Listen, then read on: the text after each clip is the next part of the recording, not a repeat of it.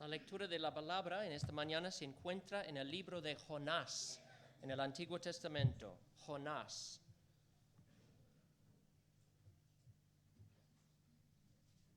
Voy a leer el primer capítulo de Jonás y luego el 10º versículo, el versículo 10 del capítulo 2.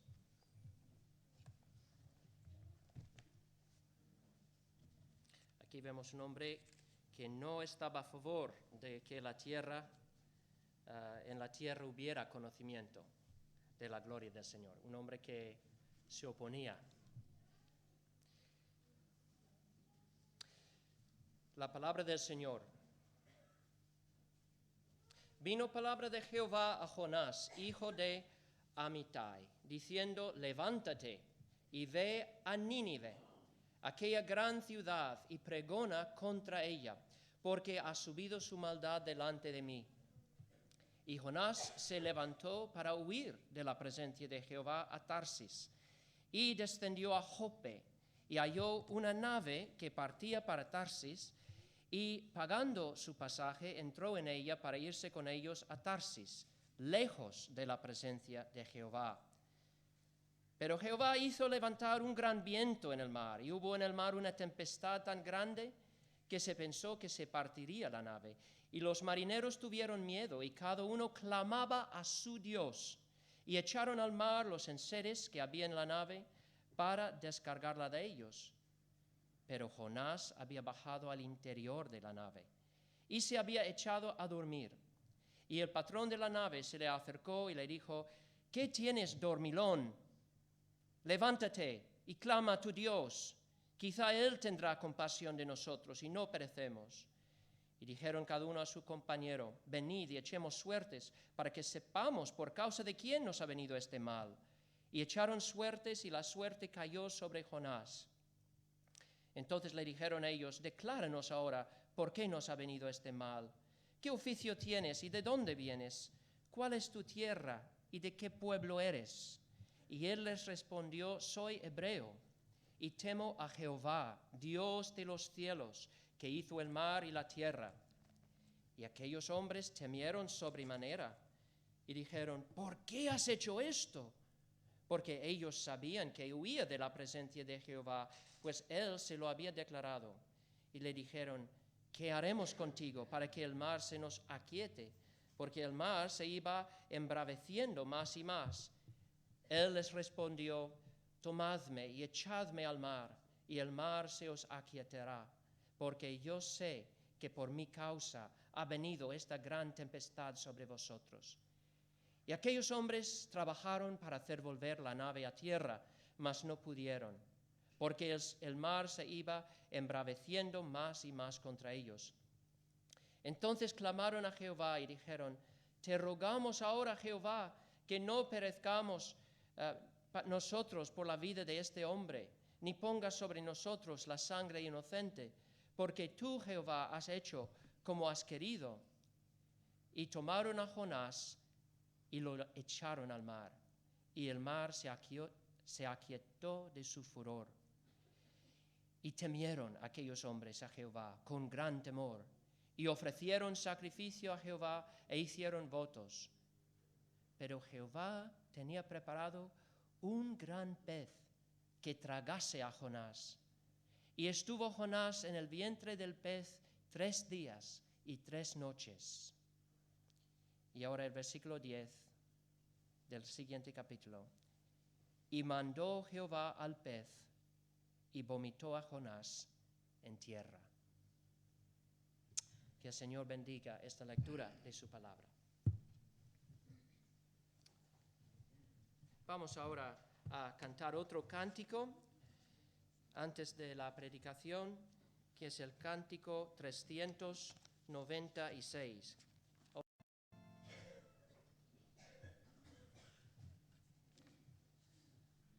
Vamos a pedir una vez más la bendición del Señor sobre su palabra.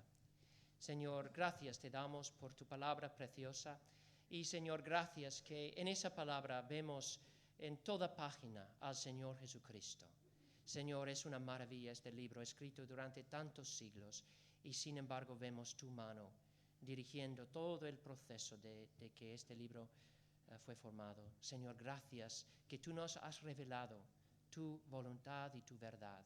Y ahora te pedimos que esta palabra, este mensaje, sea magnificado en nuestros corazones. En el nombre de Cristo te lo pedimos. Amén. Esta semana hemos terminado la serie de estudios sobre el bautismo con los jóvenes. Y en el último estudio hablé sobre el significado del bautismo como una señal en particular de nuestra unión con Cristo en su muerte, su sepultura y su resurrección. Además, vimos que el bautismo es una ordenanza del Nuevo Testamento, o sea, no se encuentra en el Antiguo Testamento, es una ordenanza del Nuevo Testamento. Y Cristo lo instituyó como una ordenanza perpetua en la Iglesia, en lo que se llama la Gran Comisión. Cuando Él comisionó a los apóstoles a enviar el mensaje a todo el mundo, dijo, bautizándolos en el nombre del Hijo, del Padre, del Hijo y del Espíritu Santo. Así que el bautismo es una ordenanza nueva, es una ordenanza del Nuevo Testamento. Y sin embargo, hay eventos en el Antiguo Testamento que son como anticipos del bautismo. Y son anticipos del bautismo porque son anticipos de lo que el bautismo simboliza, anticipos de la muerte y resurrección de Cristo. Y uno de estos señales, estas profecías que encontramos en el Antiguo Testamento es la sepultura del profeta Jonás en el mar y su subsiguiente resurrección a vida nueva. Jesús dice expresamente en el Evangelio que la historia de Jonás es una profecía, es algo que hablaba acerca de él. Y esto es lo que queremos que veamos en esta mañana. Mateo 12, el versículo 39 y 40 dice, cuando los judíos le están pidiendo una señal, él dice, en el versículo 39, la generación mala y adúltera demanda señal, pero señal no le será dada, sino la señal del profeta Jonás. Porque como estuvo Jonás en el vientre del gran pez 3 días y 3 noches, así estará el Hijo del Hombre en el corazón de la tierra 3 días y 3 noches. O sea, vemos aquí 2 sepulturas. La sepultura de Jonás en el vientre del gran pez y la sepultura de Cristo en el corazón de la tierra. Y realmente hay 3 sepulturas en la Biblia, porque luego viene nuestra sepultura en el bautismo. Y para entender el significado de nuestra sepultura en el bautismo y la sepultura de Jonás en el vientre del pez, tenemos que interpretar estos 2 eventos a la luz de la tercera sepultura, que es la sepultura de Cristo. O sea, vamos a ver la relación en esta mañana entre estas sepulturas. ¿Qué significaba para Jonás su sepultura en el vientre del pez? ¿Qué significa para el creyente nuestra sepultura en las aguas del bautismo? ¿Y cómo podemos interpretar estas sepulturas a la luz de la sepultura de Jesucristo en la tumba? El pensamiento clave que espero que quede grabado en el corazón y mente de todos es esta. Solo podemos servir al Señor y ser de bendición a otros por medio de la obra de Jesucristo, cuando en Cristo experimentamos en nuestras propias vidas una muerte y una resurrección. ¿Quién era Jonás? Jonás era un creyente judío que vivía 800 años más o menos de Cristo. Era un profeta en Israel. Y ahora, ¿qué es un profeta? Tenemos que entender quiénes eran los profetas de Dios. Eran personas escogidas por Dios para recibir mensajes directamente de Dios, para comunicárselos al pueblo. Y hay una gran diferencia entre un profeta y un predicador. Yo soy un predicador, de ningún modo me podría considerar profeta. Aunque yo creo que hay un aspecto profético en el labor de predicar. Pero la diferencia, tanto el profeta como el predicador necesita la unción del Espíritu Santo. Necesita ser dirigidos por el Espíritu. Pero la diferencia es que mientras el profeta recibe mensajes directamente de Dios por medio de una revelación especial y se los comunica al pueblo con una autoridad infalible, porque está hablando directamente del Señor, el predicador proclama o pregona el mensaje de Dios anteriormente dado por el profeta o por el apóstol. El mensaje que está aquí en la Biblia, ya. Yo no invento mi mensaje, ni lo recibo inmediatamente, lo recibo mediante la palabra escrita. Interpreto la palabra y intento aplicarlo con la sabiduría que el Espíritu de Dios me otorga. Pero mi autoridad como predicador nunca es una autoridad infalible. Yo no puedo decir, como decían los profetas, basándome en mis propias palabras, así dice el Señor, porque cuando el profeta decía así dice el Señor, no necesitaba un texto bíblico. Su propia palabra era la palabra de Dios. Cuando yo digo así dice el Señor, tengo que decirlo así. Así dice el Señor. Porque mi autoridad no es una autoridad de infalibilidad. Entonces, el profeta Jonás recibió varias revelaciones del Señor durante su ministerio. Leemos en 2 de Reyes, por ejemplo, que anunció al rey Jeroboam que el reino de Israel iba a ser restaurado a sus límites antiguos. Sabía eso por revelación del Señor. El Señor se lo reveló. Pero el Señor luego le dio otra revelación acerca de la ciudad de Nínive. Nínive era la capital de Asiria, que en aquel entonces era el país más poderoso en todo el mundo. La ciudad de Nínive tenía 1 millón de habitantes, más o menos, me imagino, el doble de Palma, aunque alguien me dijo que Palma tiene como 600,000, o no sé, pero 1 millón de habitantes tenía Nínive. Era una ciudad rica, poderosa, tenía edificios maravillosos, templos y palacios, y los habitantes eran personas ricas, pero toda su riqueza se la habían quitado a las demás naciones a su alrededor. Eran personas malas, orgullosas, y habían tratado muy mal a las naciones que habían conquistado. Además, los habitantes de Nínive eran paganos, adoraban a otros dioses. Ahora, Dios se reveló a Jonás y le mandó que fuese a Nínive para predicar en contra de ellos, para avisarles acerca de un juicio inminente.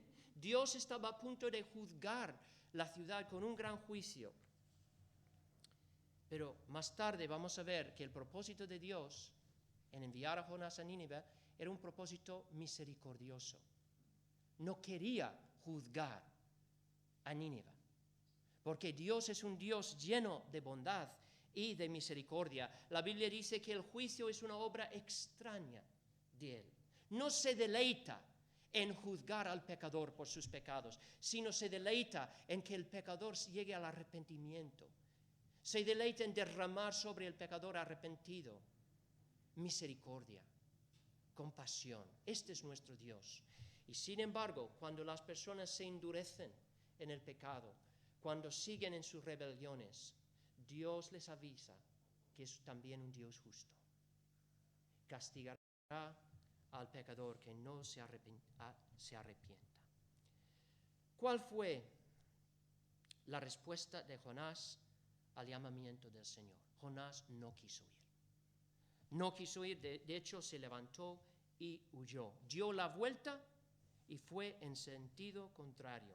Fue a una ciudad que se llamaba Jope, era un puerto, y ahí encontró un barco que iba a una ciudad en España, una ciudad que se llamaba Tarsis. Tarsis, dicen los arqueólogos, los restos de Tarsis está cerca de Gibraltar. O sea, era una ciudad de España en aquel entonces. Así que pagó su viaje, entró en la nave pensando que había dejado a Dios atrás. O sea, el propósito de Jonás, o lo que Jonás realmente estaba haciendo, no era simplemente huir de Nínive. Estaba huyendo de Dios. Y su huida no se debía al temor de los habitantes de Nínive. Ellos hubieran podido apedrearle o matarle, pero él no huyó por temor, huyó por odio. Sencillamente no quería que los habitantes de Nínive fuesen avisados de antemano de ese juicio, porque quería verlos sufrir. Quería verlos ser juzgados por el Señor. Una actitud horrible. Pero tenemos que también tener en cuenta de que ese pueblo había hecho a muchas naciones sufrir. Sin embargo, no podemos excusar la actitud de Jonás. Él sabía que si él fuera a Nínive, si empezara a avisarles acerca del juicio, se arrepentirían. Volverían a Dios y Dios tendría misericordia de ellos. Y no quería que eso pasara. Quería verlos juzgados. Su actitud era como la actitud de muchos de los judíos en aquel entonces. Los judíos, puesto que eran el pueblo escogido de Dios, se creían mejores que las demás naciones a su alrededor. Se sentían merecedores de todos los dones que habían recibido de Dios y odiaban a las naciones. No querían ser una luz para las naciones. No querían que las naciones participasen de las bendiciones, de las riquezas del pacto de Dios con Israel. No querían eso. Y huyeron de Dios. Huyeron del llamamiento que Dios había dado a la nación de Israel, de ser una luz a las demás naciones. Jonás aquí representa la actitud de los judíos. Y es una actitud, por supuesto, totalmente contraria a la actitud que deberíamos tener, que el Señor Jesús nos enseña que deberíamos tener. En Mateo 5 nos enseña cuál es o cuál debería ser nuestra actitud al enemigo. Dice Jesús en el versículo 43, oísteis que fue dicho, amarás a tu prójimo y aborrecerás a tu enemigo. Esa era la actitud de los judíos. Amamos a los nuestros, pero los demás, bueno. Pero ¿qué dice el Señor? Yo os digo, amad a vuestros enemigos, bendecid a los que os maldicen, haced bien a los que os aborrecen y orad por los que os ultrajen y os persiguen, para que seáis hijos de vuestro Padre que está en los cielos, que hace salir su sol sobre malos y buenos, que hace llover sobre justos e injustos. Hay una gran ironía en la actitud de Jonás, porque él quería ver a los de Nínive sufrir, porque los veía como un pueblo rebelde y desobediente al Señor. ¿Pero qué era Jonás? ¿Qué estaba haciendo Jonás en este momento? Rebelando, desobedeciendo el mandamiento del Señor. Él miraba a los de Nínive y decía, ellos merecen morir, pero no se veía a sí mismo en el espejo, ni decía, yo también merezco morir. Esta es la lección que Jonás tenía que aprender del Señor. Una lección dura, una lección devastadora, pero una lección que tiene que aprender cada persona que llega a la conversión. Yo merezco morir por mis pecados. No tengo derecho de vivir. Si vivo, es por la misericordia del Señor y nada más. Hizo algo muy infantil. Intentó huir de Dios. Pero ¿quién puede huir de aquel que está en todas partes? Hizo lo que un niño una vez tenía un amigo y me dijo una vez, estaba jugando a escondite con su hijo.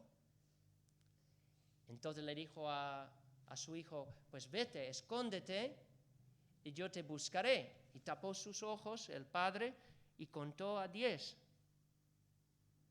Y cuando descubrió los ojos, entonces vio a su hijo en el suelo, delante de él, tapando sus ojos, porque el hijo era muy pequeño y él tenía la idea de que si él no podía ver a su padre, que su padre no podía ver a él.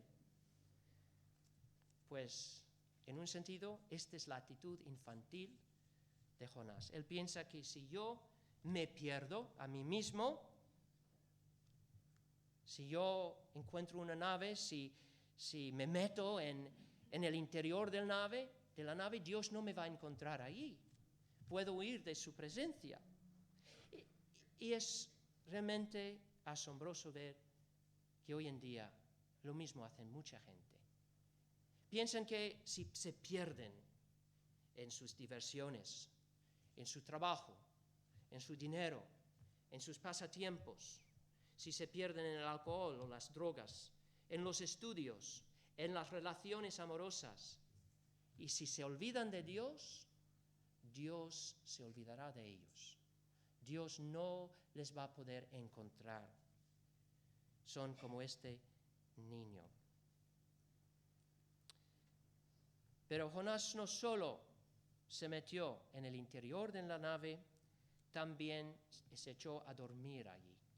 Y aquí vemos otra lección espiritual acerca de la desobediencia a Dios.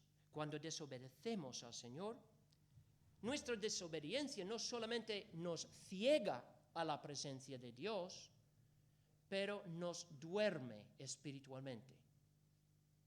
Y ya no podemos ver la crisis espiritual que está ocurriendo a nuestro alrededor. Nos volvemos insensibles a la necesidad de los demás, a su gran necesidad espiritual.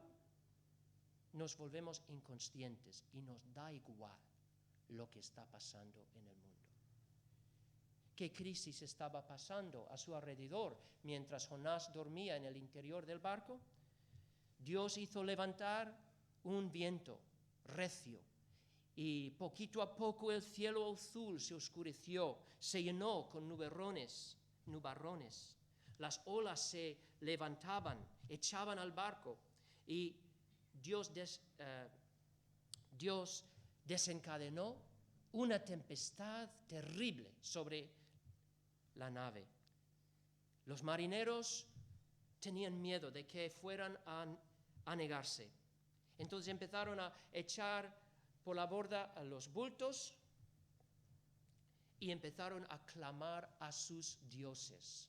Se refugiaban en el consuelo que les daba sus religiones paganas, falsas, clamando cada uno a su dios falso. Hasta que el capitán del barco encontró a Jonás durmiendo y le regañó. El patrón de la nave se le acercó y le dijo: ¿qué tienes, dormilón? Levántate y clama a tu Dios. Quizá Él tendrá compasión de nosotros y no pereceremos. ¡Qué vergüenza! Cuando el mundo tiene que regañar al pueblo de Dios por no orar. ¿Hay algo más vergonzoso que eso, hermanos? Jonás era el único en el barco que conocía al Dios verdadero. Todos los demás eran paganos. Y sin embargo, él está dormido y ellos están clamando y rogando a sus dioses. Hermanos, todavía hay una crisis espiritual a nuestro alrededor. No es que la gente no tenga forma de religión, pero tienen la forma de religión, pero no conocen el poder de la fe en Cristo Jesús, porque no están adorando al único Dios según y conforme a su palabra, a su verdad. Cada uno clama a su Dios, a su santo en particular. Pero ¿dónde está la iglesia en medio de esta crisis espiritual? Tristemente, hermanos, puede ser que a veces, como Jonás, estamos durmiendo tranquilamente, cómodamente, ignorando la situación a nuestro alrededor. Cuando nos dormimos, ni siquiera podemos ver la crisis, hasta que nos sentimos regañados por el fervor religioso de los paganos. Y vemos que ellos están dedicándose, entregándose a la práctica de religiones falsas y nosotros dormidos. Cuando estaba leyendo este pasaje esta semana, estaba pensando en una canción del cantante cristiano norteamericano Keith Green. No sé si quién conoce o ha oído de Keith Green. Tiene una canción que se llama Dormidos en la Luz. Y hay una frase que siempre me ha llegado como una bala, ¿no? Y dice: el mundo está durmiendo en las tinieblas y la iglesia no puede luchar porque está dormida en la luz. Y a veces esto es lo que pasa, hermanos. Nos acomodamos, nos olvidamos de la crisis espiritual a nuestro alrededor. ¿Cuál era el problema de Jonás? La raíz del problema era su orgullo. Él se veía como mejor que los demás, mejor que la gente pagana a su alrededor. Él merecía vivir. Ellos merecían el juicio de Dios. Pero ahora, regañado por ese capitán pagano, se encuentra arrinconado. Y se da cuenta, empieza a despertarse a su propia culpa ante Dios. Los marineros echan suertes para ver quién es responsable por esa tempestad. Y la suerte cae sobre Jonás. Y no puede esconderlo más. Confiesa su pecado y dice que por su desobediencia ahora él reconoce que él merece morir.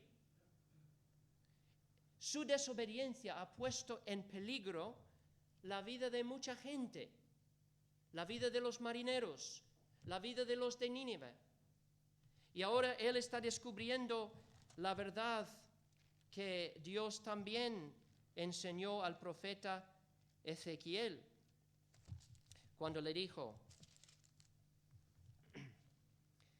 hijo de hombre, yo te he puesto por atalaya a la casa de Israel. Dios había puesto a Jonás por atalaya a la casa de Nínive.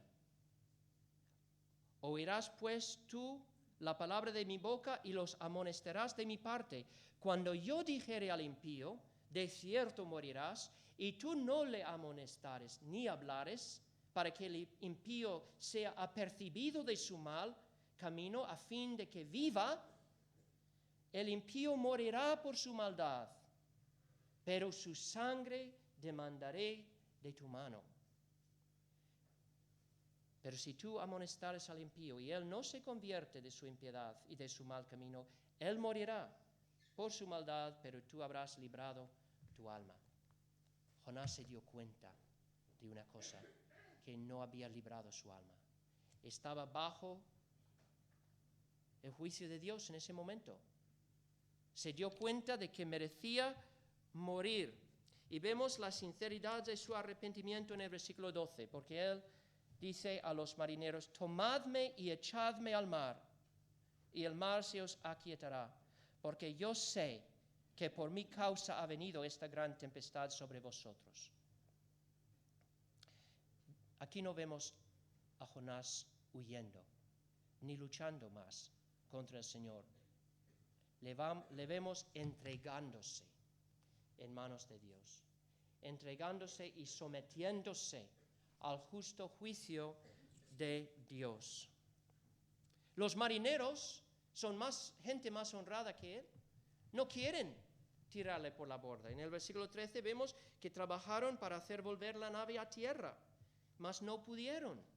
No querían sacrificar a Jonás.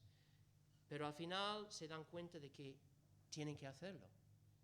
Es la voluntad de Dios que Jonás sea echado al mar por su desobediencia. Y clamando al Señor por su misericordia, echan a Jonás al mar. Y enseguida el mar se aquieta.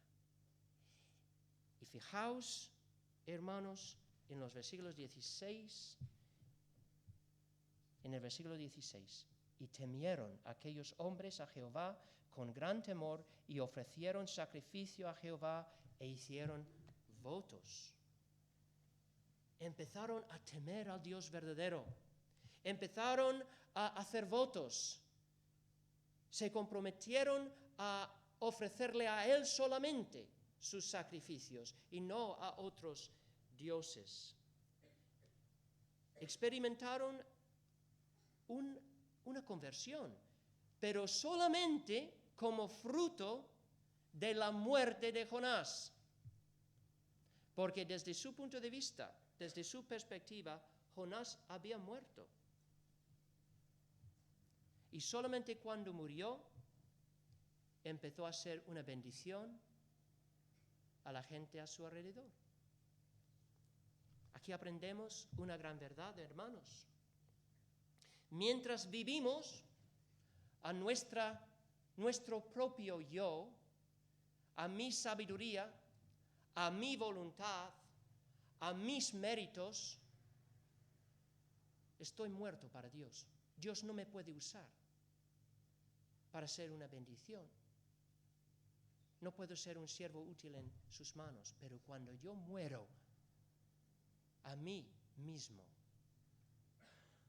a mi voluntad, mi sabiduría, mis méritos, cuando me someto al juicio de Dios y reconozco que no soy nada más que un pecador desesperado, es en ese momento que Dios me puede levantar y usar. Simbólicamente, Jonás murió, descendió a las profundidades del mar, pero en realidad Dios había preparado un gran pez para tragar a Jonás, y ahí se quedó, permaneció vivo durante 3 días. Los incrédulos en nuestros días, ¿cómo es posible que un pez trague vivo a un hombre? Hombre, ¿has visto lo que ha hecho nuestro Dios? ¿Has echado un vistazo a los cielos, a las montañas? ¿Has venido a Mallorca? ¿Has visto esta belleza? ¿Cómo no puede mantener con vida a un hombre en el vientre de un pez? Si Él levantó a Cristo de entre los muertos, Él puede guardar con vida a Jonás en el vientre del pez. Pero cuán horrible era ese lugar. Leemos este pasaje y por conocerlo muy bien, a veces no paramos a pensar en lo horrible que fue esa experiencia. Porque durante 3 días Jonás estaba literalmente enterrado vivo en este pez, confinado en un pequeño lugar sin luz, como si estuviera en un ataúd metros bajo la tierra. No podía mover. Habla de claustrofobia. Estar en este pez. No podía moverse, no podía oír nada, y lo peor de todo es que no sabía si iba a salir de ahí vivo. Era como una de esas personas que siempre cuando pasa me duele tanto cuando un edificio se derrumba y entierra vivo a personas. Y yo pienso, qué horrible estar allí enterrado bajo los escombros de un edificio y no saber si vas a salir de allí, si alguien te va a encontrar vivo. Pero el Señor tenía un propósito en eso. Quería enseñar a Jonás que aunque él merecía morir, sin embargo vivía. Y vivía solamente por la misericordia de Dios. Él no era más digno de vivir que los de Nínive. Pero Dios era capaz de salvarle solamente por su misericordia.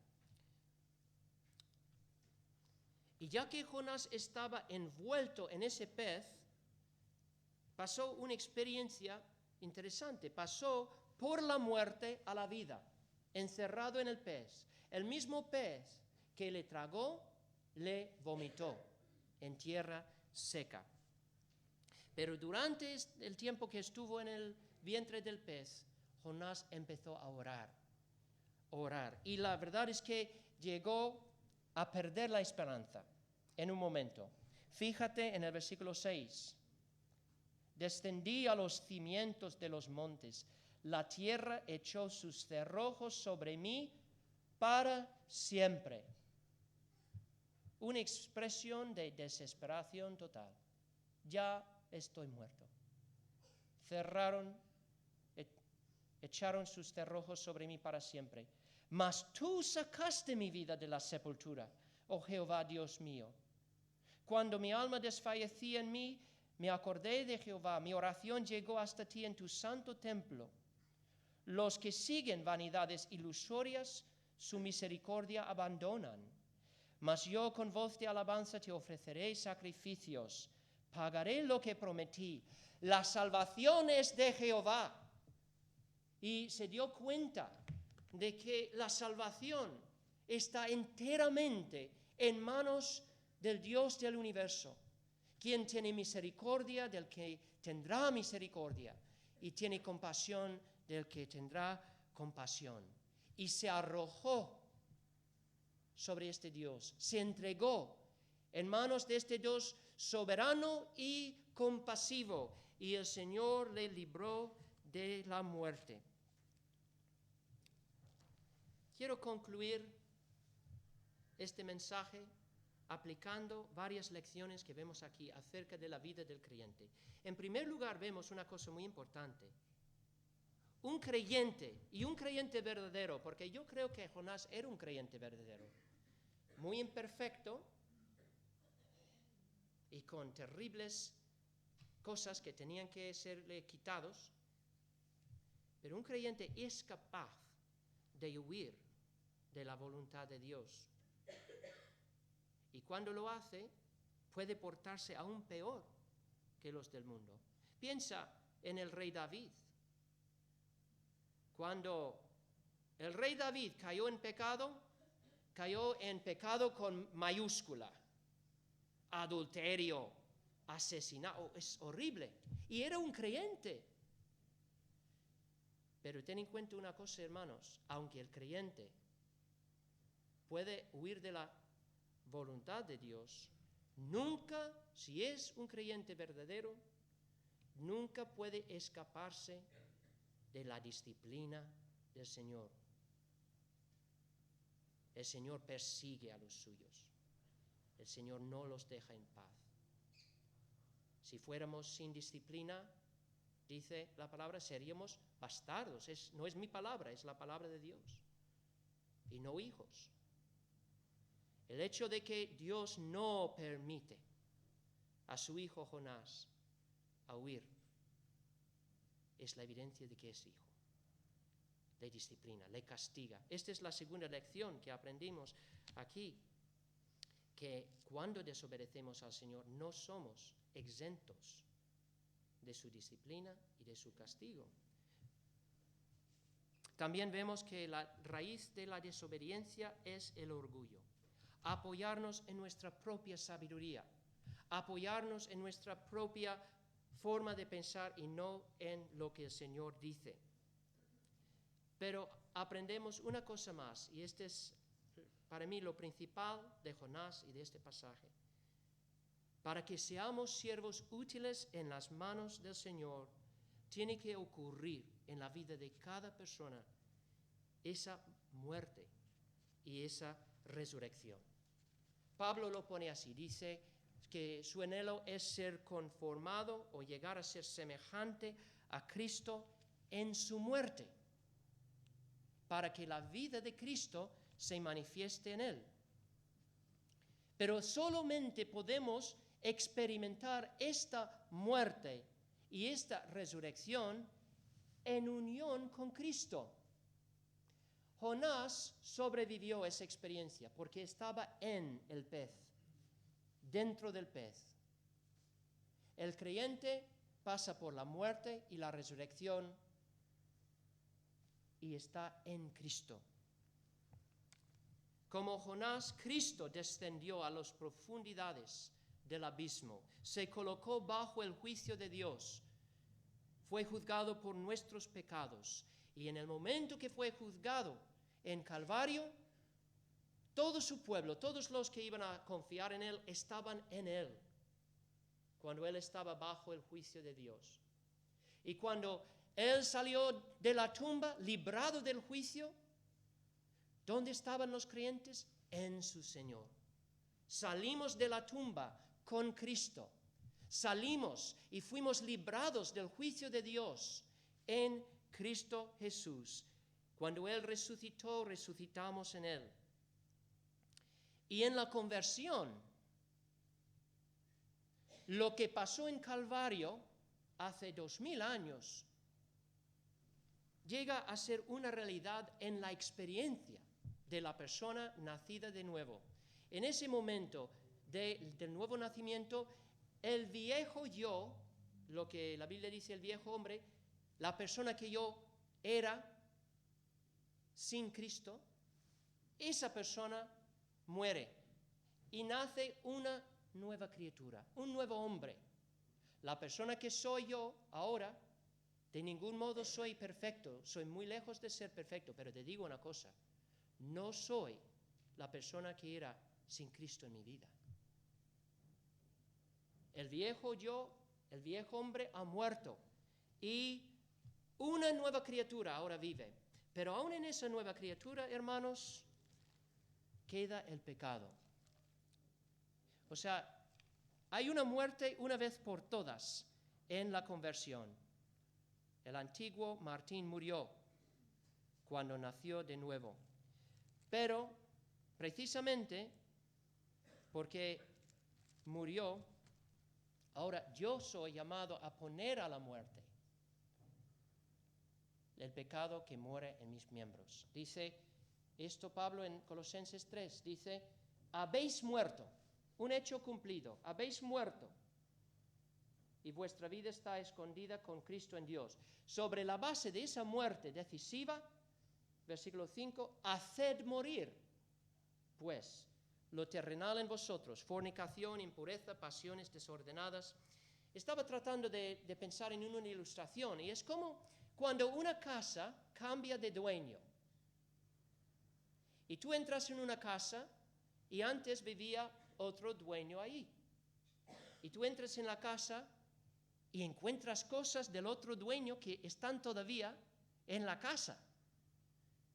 Cosas horribles, cosas asquerosas que el antiguo dueño ha dejado en la casa. Y ahora empieza el proceso de quitar de esta casa estas cosas. Esto es lo que pasa en la conversión. La casa de nuestro cuerpo cambia de dueños. El antiguo dueño, el viejo Martín, o el viejo hombre, murió. Ya no es dueño de este cuerpo. Ahora, ¿quién habita en esta casa? Una nueva criatura. Pero estoy mirando la casa y veo mucha basura que el antiguo Martín dejó en esa casa. Y ahora empieza el proceso de quitar estas cosas de la casa. No sé si me explico, espero que sea comprensible esta ilustración. Esto es lo que pasa en la conversión. El antiguo yo muere y un nuevo yo resucita. Cristo pudo morir en la cruz por nuestros pecados porque aún antes de llegar a la cruz había muerto a su propia voluntad. Vemos esto en el Getsemaní, ¿no? Dijo, no sea como yo quiero, sino como tú. Murió a su propia voluntad humana y por eso llegó al Calvario y murió por nuestros pecados. Ahora, como fruto de su muerte en la cruz, nosotros podemos morir a nuestra voluntad, como fruto de la muerte de Cristo. Hemos salido como Jonás de la tumba. Ya no vivo yo, mas vive Cristo en mí. Y precisamente porque Cristo vive en mí, ahora, como nueva criatura en Cristo, puedo aprender a renunciar mi voluntad, como Cristo renunció su voluntad para llegar al Calvario.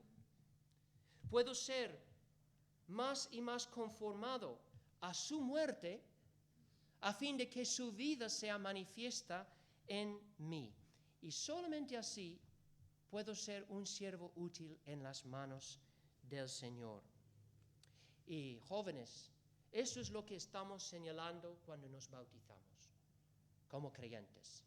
Estamos señalando el hecho de que en unión con Cristo, el viejo hombre ha muerto y hemos resucitado como nuevas criaturas.